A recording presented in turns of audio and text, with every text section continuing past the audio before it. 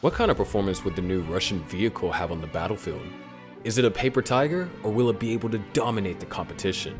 Then there's the obvious matter on how it would do against America's best tank, the well-known M1 Abrams. Would the Abrams be able to defeat the latest Russian tank in a firefight, or would Moscow have the upper hand? Hello folks, welcome back to the channel. In today's video, we will be talking about the US M1A2 Abrams tank versus Russian T-14 Armata tank. Before we get into the video, kindly note that the information provided in this video is for educational purposes only. Without further ado, let's dive in. Unless there is a direct military confrontation involving a T-14 Armata and updated M1 Abrams tank, which is a severe development that no one wants, the answer may remain unknown or at least mysterious. There are, however, some interesting areas of comparison, and numerous reports suggesting that the T-14 is superior appear to utterly disregard defining characteristics of an updated Abrams. Design and features.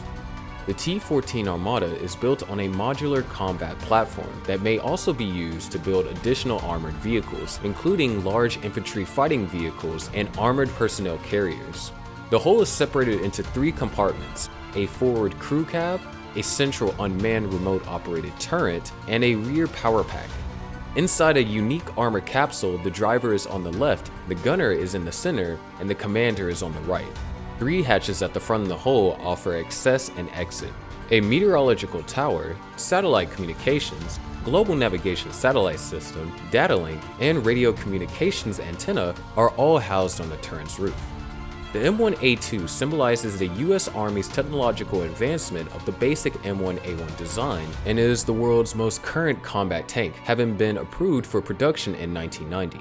The revised commander's weapon station and the inclusion of a commander's independent thermal viewer on the left side of the turret, forward of the loader's doors, are the most noticeable outward differences on the M1A2. However, the M1A2 has been completely redesigned on the inside to make use of current technologies. The inclusion of the Inner Vehicle Information System is the most prominent of these enhancements. The IVIS technology provides for a continuous automatic exchange of data between vehicles. Unit commanders can autonomously track the location and progress of subordinate components using data from an onboard POS and AV system, eliminating the need for vehicle operators. Enemies' positions can also be recognized, mapped, and disseminated, and reports and artillery requests can be written, transmitted, and processed automatically. Finally, the IVIS system may quickly distribute map graphic control measures and operating commands. All IVIS data transmissions are routed through the M1A2 SyncGuards radio system to ensure information security.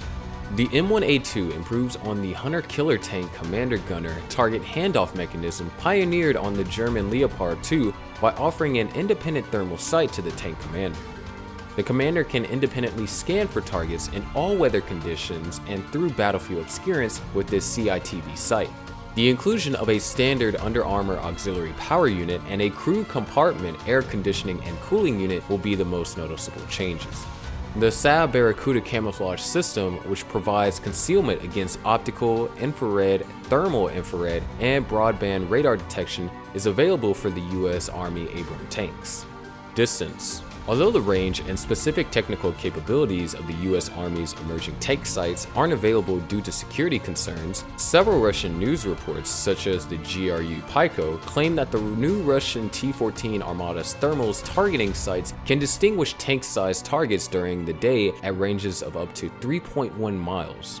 According to the same source, nighttime views can reach 2.17 miles. For example, a report from hotcars.com in 2020 claims that the T-14 can go 310 miles compared to a 265-mile range for an Abrams tank. Given the development of unmanned systems capable of maintaining long-endurance forward armor reconnaissance missions, it's unclear if a range discrepancy of this magnitude, if accurate, would have a significant tactical influence. Armor. The Armata is estimated to be slightly less adequately defended than a M1A2 Abrams or a Leopard 2 in terms of conventional armor, owing to its weight of roughly 50 to 60 tons. While the Armata's Afghani active protection system is cited in the hotcars.com post as being very advanced, it seems improbable that a 55-ton tank would be similar in terms of survivability to an Abrams tank. There is nothing in the world of lightweight composites that can effectively replace or match the productive functions of heavy armor, at least not yet, and the Armada's materials may not be fully understood. Also, while the Abrams tank has a trophy active protection system, this does not necessarily mean that strong protective armor will be phased out in the near future. As a result, if a tank is swiftly crippled, incapacitated, or killed by incoming rocket-propelled grenades, anti-tank missiles, or other types of incoming fire, power-to-weight ratios, speed, and mobility-enhancing weight may not matter much. While exact survivability information about what an Abrams tank can take isn't published due to security concerns, it appears that a more fully armored Abrams might be able to survive hostile fire better. Firepower. The T-14 Armada has gotten a lot of press over the years for its numerous features, but it's unclear how much these technologies have been tested or used in actual conflict circumstances. Sputnik stated several years ago that Ural-Vagantsevod, a tank manufacturer, had created a remotely detonated 125mm shell for the T-14 Armada.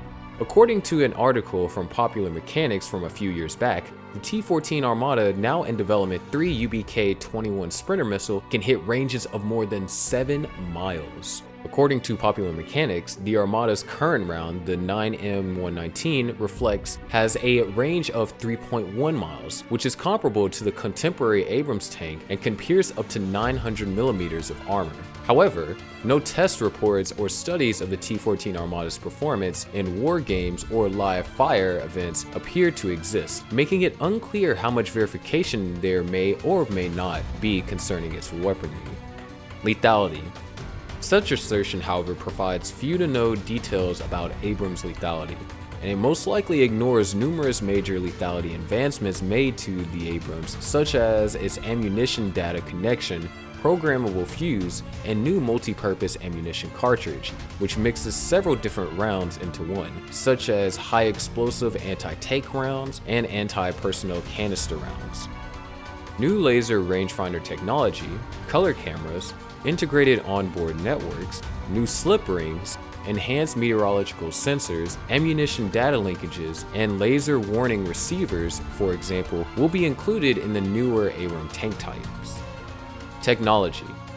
Some features of the Abrams not mentioned in the HotCars.com report include modern computational electronics, targeting technologies, and auxiliary power units capable of redefining future combat operations. In the end, the targeting range and accuracy of high-fidelity sensors and computing will probably determine which tank is best. Small disparities in lethality will probably be less of an issue if one tank can see the other while the other cannot detect at similar ranges. In any form of battle action, the tank that can identify, aim, and hit the other from a greater range and in a shorter time is likely to win. The Abrams is being designed with AI-capable computer processing and the potential to operate adjacent drones and work in a manned-unmanned teaming capacity, which is rapidly becoming a reality.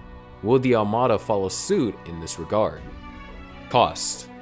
The Army had its first beefed up new version of the M1 Abrams main combat tank for more than 3 years, and the service plainly likes what it sees. The Army has given military company General Dynamics Land Systems a massive $4.62 billion contract to construct M1A2 SEP V3 tanks for the Army over the next 8 years, according to the Defense Department. Armada's cost metrics appear to be in good shape in absolute terms. The T-14 Armada's current plan per unit cost is well under $4 million USD, putting it significantly below its older and less advanced M1 Abrams competitor. Consider that the 4th generation K2 Black Panther in South Korea costs over $8 million for each model, while the 4th generation Altay MBT in Turkey costs just under $14 million per model, more than double and triple the Armada's price tag respectively.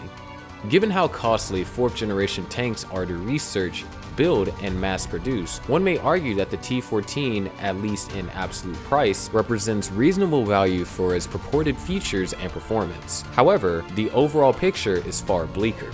Russia's relatively modest defense budget, typically in the neighborhood of $60 billion, is being stretched thin across a wide range of ambitious modernization projects, being pursued simultaneously across every service branch. Though experts have compellingly argued there is much more to this number than that meets the eye. In the end, the T-14 appears to have some decent M1 Abrams defense. However, both the American and Russian makers can only speculate on how well they will perform in combat. You can hypothesize all you want, but only a real close encounter will disclose the truth, as it always is in matchmaking. If you enjoyed this video, please check out our other videos.